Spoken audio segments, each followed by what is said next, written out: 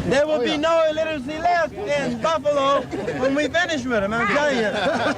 Wally Amos, better known as Famous Amos for his internationally distributed chocolate chip cookie, came to Buffalo in the fall of 1986 to kick off the Gift of Literacy Telethon, aired simultaneously on WKBW-TV Channel 7 and WNED-TV Channel 17. The 50-year-old gourmet cookie maker has been the national spokesman for Literacy Volunteers of America since 1979. He joined Channel 17's Project Literacy US, or Plus, on the steps of City Hall, along with Western New York's Adult Literacy Coalition, Buffalo Mayor James Griffin, and Erie County Executive Edward Rutkowski. Along with hundreds of school children and their marching bands, they carried their March for Literacy to the Buffalo and Erie County Public Library.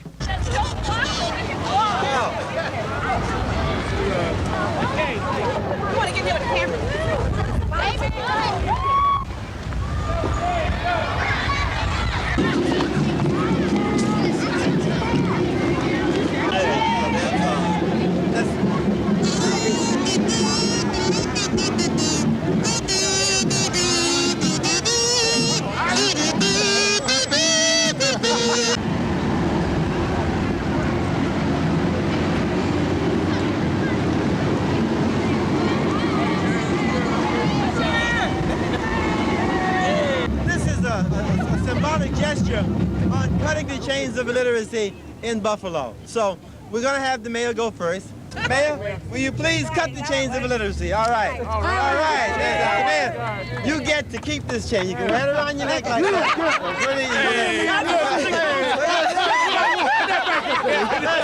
All right. You want to step over for a second? Snip this one in. Mayor, you want to hold that, please? Go get it in. Oh, look at all right. The purpose of the rally was to raise awareness of the problem of adult functional illiteracy in America, some 23 million men and women, to encourage those who can help and who need help to participate, and to develop and encourage volunteer action to address illiteracy. Such an example was inside the library, where a readathon was held for the school children. One of the readers was Ward Fuller, president of the American Steamship Company. If you become a fisherman, said the little bunny, I will become a rock on a mountain high above you. But his mother said, if you become a rock on a mountain high above you, I will become a mountain climber, and I will climb to where you are, because I'm your mother, and I love you, little bunny. Was there any personal reason? Did you ever have a problem, or anybody in your family or any of your friends have a problem with reading? No. Literacy Volunteers of America just came into my life. I had the desire to be involved with the nonprofit group, and Literacy Volunteers of America showed up. And then I realized the importance of being able to read, you know. There's no disputing that. I mean, in the 7 years that I've been involved with promoting literacy, no one has ever come up to me yet and said, hey, you don't have to read, you know. I mean, so obviously it is something that we all need. And it was based on that, really. And also because so many people are affected by the problem. And I wanted to do something that would touch the lives of as many people as possible. And so here we are. Whose fault is it? Is it the schools, the parents? Oh, we're all to blame. And I think we need to quit looking to someone, a scapegoat, or someone to blame. We're all to blame. We need to acknowledge that a problem exists and that it still exists, you know. Some of the school systems are still having problems with the kids, but it's not necessarily the school's fault. The same school that produces one illiterate might produce 10 children who can read and who go on to lead a very productive life. So I think we need to take a close look at that and be truthful and honest with it and say that we're all to blame.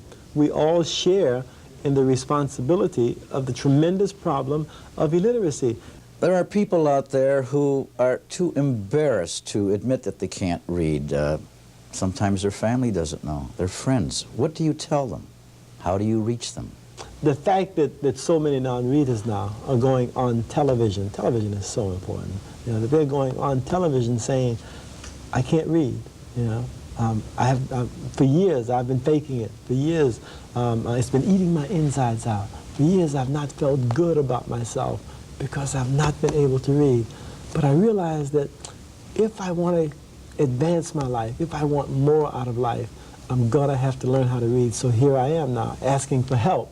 How do these people out there contact the Literacy Volunteers of America? There's a phone that they call. The local number here is 882-7323. All they need to do really is to just make that first step, you know, because once they do, they're going to find such a supportive network of people. They're going to find that the people who are waiting there for their calls, the only thing they want to do is to teach them how to read. What more must be done to help the illiterate? If we began to be more sensitive to the needs of non-readers, we need to quit calling them stupid. We need to quit calling them dumb, because they're none of those things. They're very smart. They're very ingenious. Can you imagine just getting through a day without being able to read? You know, so we need to show respect for the non-reader. We need to acknowledge the fact that they too are children of God, that they have value, that they are important, that they can learn. We need to create a very supportive atmosphere. Has this experience been rewarding for you? Incredibly rewarding, you know.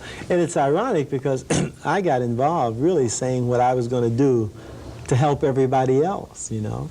And I have discovered that I've gotten far more than I've given. I really have. I mean, it has touched me in such a meaningful way. It has shown me beyond a shadow of a doubt that giving is receiving.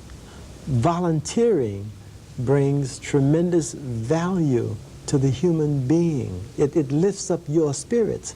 I came across a great little poem that said, volunteering is reaching your hand out into the darkness to pull another's hand back into the light, and then discovering that it's your own.